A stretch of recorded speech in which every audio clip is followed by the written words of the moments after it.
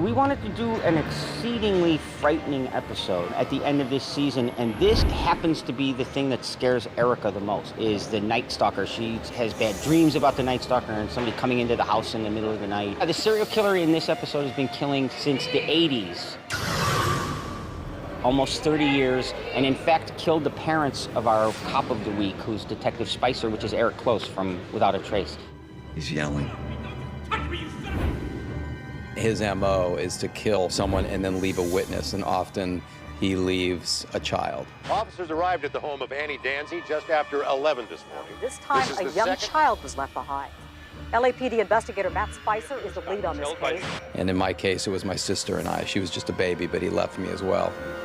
So we have an episode now where we have Tim Curry stalking blackouts in Los Angeles. So not only is it dark, you've got Tim Curry in your house.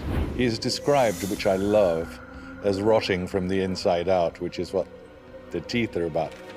I know there's a lot of people who know him from Rocky Horror Picture Show, but for me, he played Pennywise the Clown in It. So from that point of view, he's like the scariest human being I know. So we're just excited to have him. I mean, he's kind of creepy looking the way we've done him up with his teeth and his makeup, but he's really a cool addition to Criminal Minds. He seems to have no scruples at all. That's a good boy. Hello there. Which is always good to play somebody without any redeeming features at all. It's cool because I just saw him on Broadway a couple years ago in Spam-A-Lot.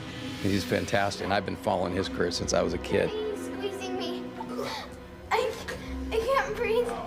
It's a really interesting place to be right now because I'm doing the last episode of the season, but then I'm also doing the first episode of next season. So I asked them what was going to happen in the first episode of next season, and they said they didn't know.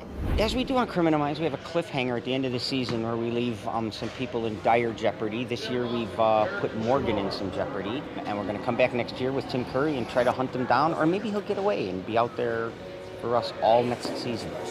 On your knees. No, don't listen to him. Don't do it. No! Spicer! First of all, I'm just a huge fan of Criminal Minds. I was turned on to it, and then I got literally obsessed. I mean, I would watch marathons, and I started badgering people. And finally, they offered me this. And I mean, it's nice that it took so long, because I got, the prize. I got the double header. We never decide what's going to happen at the end of the season.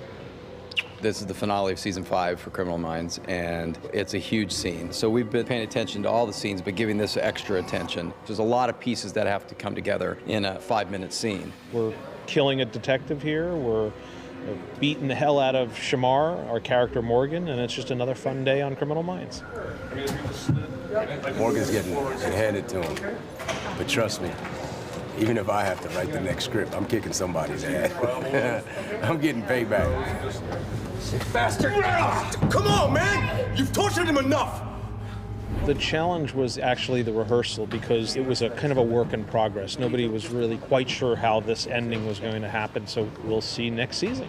Ian, did you tell him how we get picked up every year? See the bottom page? To be continued. Yeah. We do that every year, and then CBS has to pick us up.